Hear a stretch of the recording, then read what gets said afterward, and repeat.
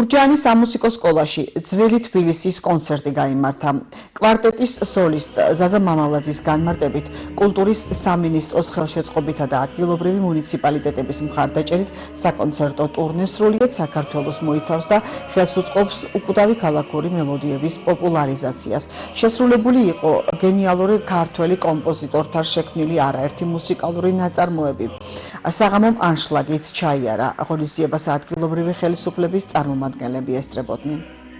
მიზანი არის ის, რომ კიდევ ერთხელ შევახსენოთ ჩვენს ახალგაზრდობას და უფროს თაობასაც პოპულარული ქართული სიმღერები, ის სიმღერები, რომელზეც არის დაფუძნებული ქართული ერსა და ქართული ადამიანის სული და ეს იყო მიზეზი.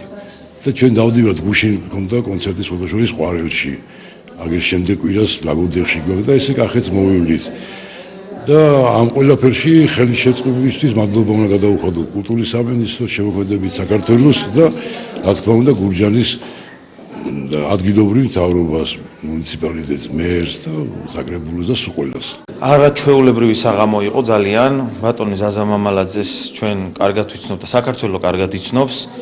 ჩვენ ხარებასთან ერთად ვიმოგზაურეთ ჩვენ ბულგარეთში ფოლკლორის მსოფლიო ჩემპიონატზე და სხვათა შორის პირველი ადგილი ავიღეთ და ესე დავმეგობრდით ჩვენ ბატონ ზაზასთან და მისი მეგობრებით დღეს ძალიან კარგი საღამო ვიხილეთ მეგობრებთან ერთად ლამაზი სიმღერები, ქალაქური სიმღერები შესრულდა და ეს ტურნე არის გრძელდება მთელი საქართველოს მასშტაბით ტარდება და ძალიან კარგია რომ პოპულარიზაცია ხდება ამ ქალაქური სიმღერების და ზოგადად ჩვენი ქართული სიმღერების არაჩვეულებრივი შტაბეჭდილება დარჩა. ვიცოდი რაც მოხდებოდა დღეს, არაჩვეულებრივი კვარტეტი ჩამობზანდა.